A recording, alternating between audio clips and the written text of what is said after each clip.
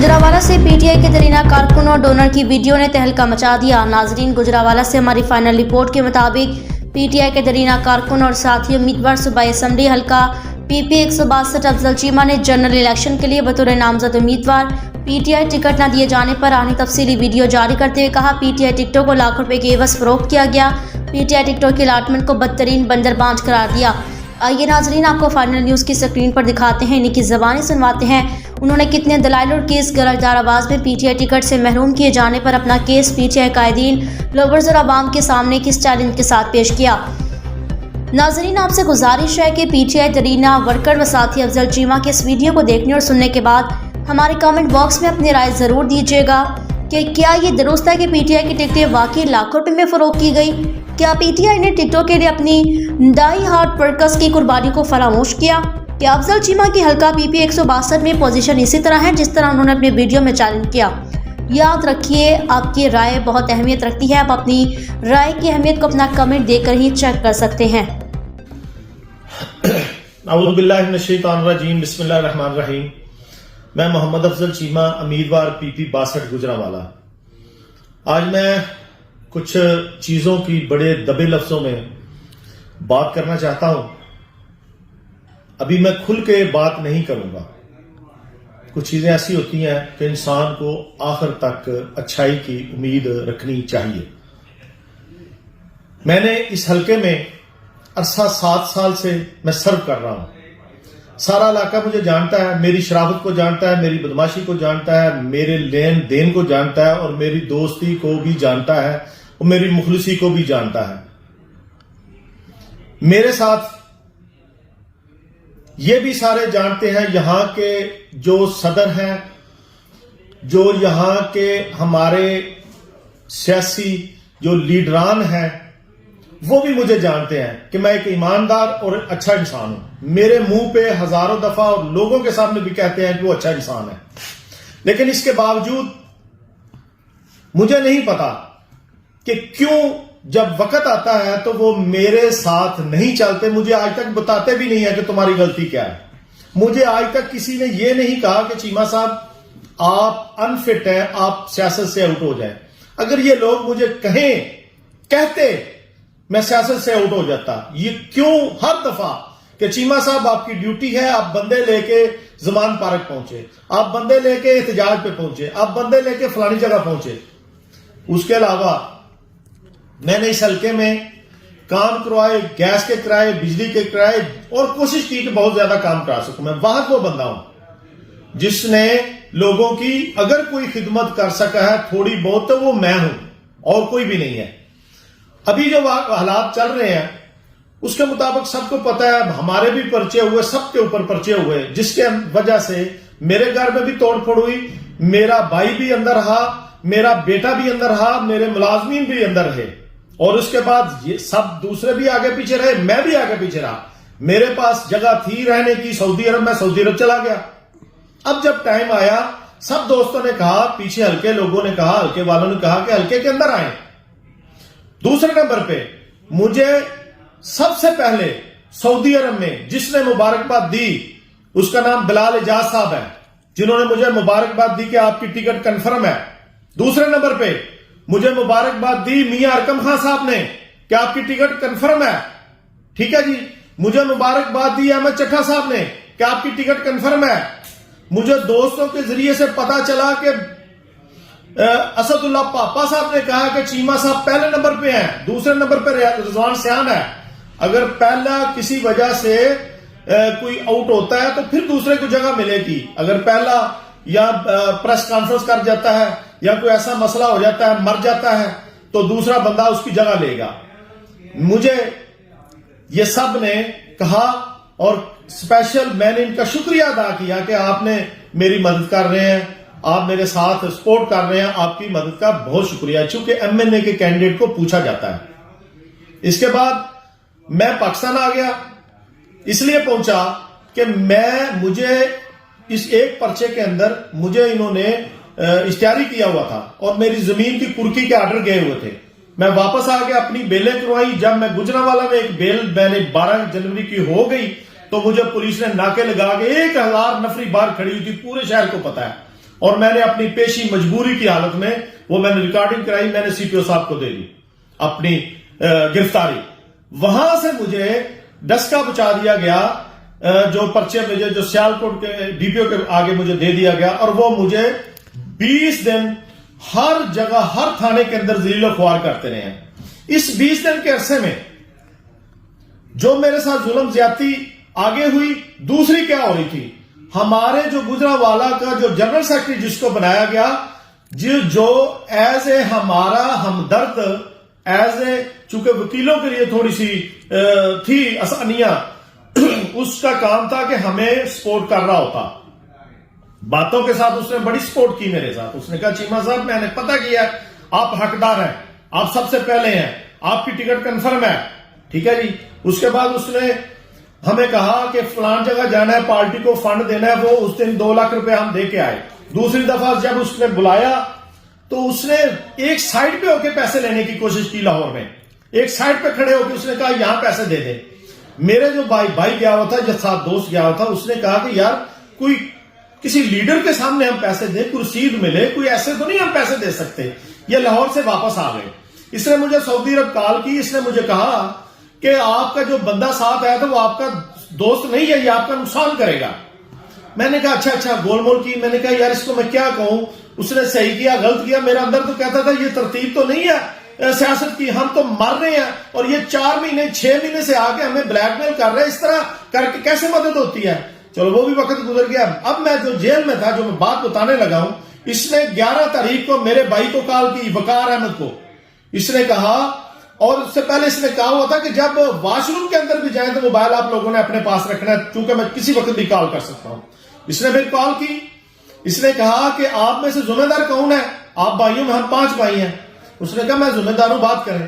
اس نے بولا کہ آپ 50 لاکھ روپیہ اپنے پاس سے ہے. اس نے بولا ہے. اس نے بولا ٹھیک ہے 50 لاکھ روپیہ دے, ایک ہاتھ سے آپ نے 50 لاکھ دینا ہے, ایک ہاتھ سے آپ کو ٹکٹ ملے گی. یہ لا الہ محمد رسول اللہ میرا بھائی حلف دے گا, اس نے کہا تھا. اس کے بعد اس نے بولا اچھا ٹھیک ہے میں اصلاح کر کے بتاتا ہوں. میں اس ٹائم سمڑے حوالات کے اندر بند, اسی دن مجھے لے کے آئے تھے. یہ پیچھے ڈھونڈ رہے ہوتے تھے, پولیس مجھے پکڑ کے پتہ نہیں کہاں لے جاتی تھی. انہوں نے پتہ کرا لیا کہیں سے, پیچھے سے میں بھی کسی کو کہتا یار میرے گھر میں فون کر دو. یہ سمڑیال میرے پاس مجھے ملنے آئے میرے بھائی. انہوں نے مجھے شام کو بتایا کہ اس طرح کر کے ہمیں کال آئی ہے, تو 50 لاکھ روپیہ اس نے کہا دے دو. وہ میں دوسرا بھائی ساتھ تھا, میں نے کہا, وہ کہنے لگا کہ میں نے اس کو کہا تھا کہ دے دو جان چھڑاؤ, پیسوں کے بغیر ٹکٹ نہیں ملے گی, پیسوں کے بغیر ٹکٹ نہیں ملے گی. یہ مذاق ہے. پیسہ پیسہ پیسہ, کوئی بھی چیز پیسے کے بغیر نہیں چلتی. مجھے انہوں نے جب پوچھا میرے بھائی نے, میں نے کہا اچھا کوئی ہم نے پیسہ نہیں دینا, ہم ٹکٹ نہیں لیں گے پیسے کے ساتھ.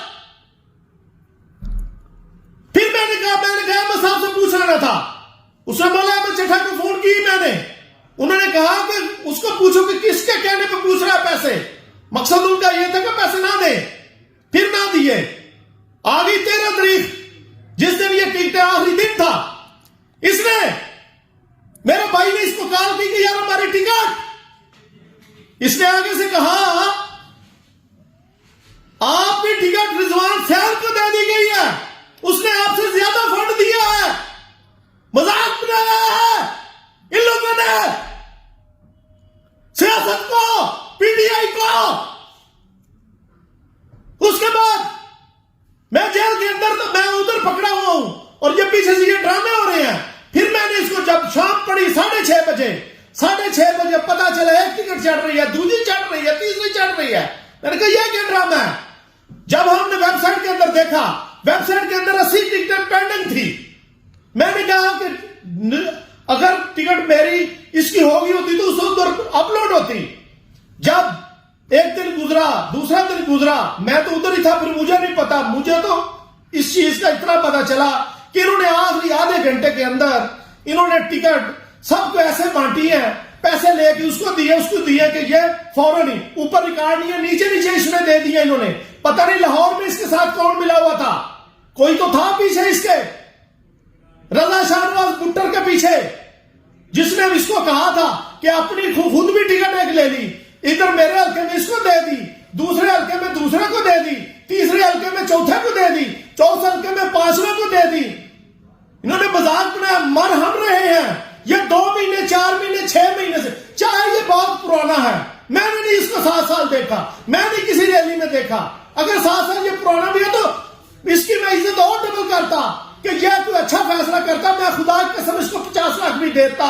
یہ آ کے ٹکٹ پھڑا کے چلا جاتا, میں بعد میں دے دیتا. وہ اور چیزیں تھی زندگی میں, اور کوئی کام. اللہ نے بڑا کچھ نوازا ہوا ہے, میں رشوت نہیں دے سکتا, ویسے میں بڑا کچھ دے سکتا ہوں. یہ ایک مذاق تھا. لیکن جب میں باہر آیا, میری ضمانتیں ہوئی, ہر چیز سے دیکھا تو میرا لسٹوں کے اوپر نام تھا. اوپر انہوں نے کیا کیا پیچھے, یہ رضوان سیان صاحب نے, انہوں نے اس ٹکٹ کا بہانہ بنا کے انہوں نے پیچھے امریکہ فون کر دیا دوستوں کو. میرے بھی بڑے دوست ہیں, میں اوورسیز ہوں. انہیں اپنے دوستوں کو فون کیا, ان کو انہوں نے کہا کہ آپ میرے حق میں سارے لکھ کے بھیجیں. مجھے ٹکٹ ملی, افضل چیمہ نے پیسے دے کے ٹکٹ لے لیا. میں جیل کے اندر ہوں, میں نے پیسے کس کو دینے تھے؟ مجھ سے تو 50 لاکھ روپے میں دے لیتا تو بہتر تھا. میں نے کس کو پیسے دینے تھے؟ اور میں اپنا نام پڑھوانا تھا. وہ تو میرٹ پہ آ رہا تھا, ان کو نہیں پتا. پوچھے لیڈرشپ سے پنجاب کی سے, نام میرا تھا یہ اس کا تھا, میں نے کون سا. اس نے پیچھے امریکہ میں اپنے دوستوں کو یہ بتایا.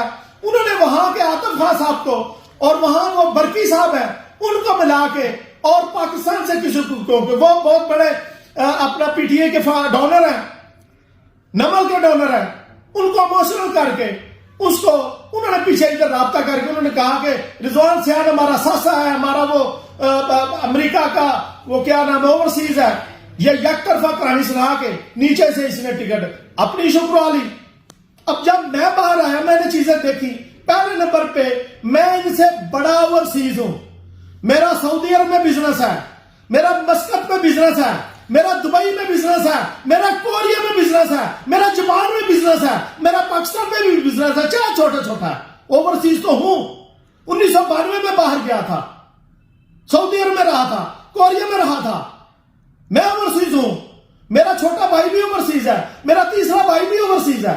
کیا اوورسیز لگائی ہوئی ہے.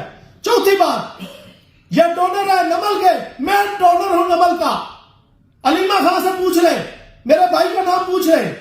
جاپان میرا دوست ہے افضل چیمہ میرے نام کا, اس کو پوچھ لے, وہ ہے ادھر بیٹھے ہوئے جو نمل کے پروگرام کراتے ہیں, سب کو یہ جانتے ہیں. ہماری جو خدمات ہے اس سیاست سے پہلے کی پی ٹی آئی کے ساتھ ہے. کون مجھ سے زیادہ پی ٹی آئی کا ماما ہے؟ سب نے آئے. جو افضل چیمہ سے بڑا پی ٹی آئی کا اپنے آپ کو ماما کہتا ہے وہ بات کرے. ہمیں مذاق بنایا ہوا ان لوگوں نے.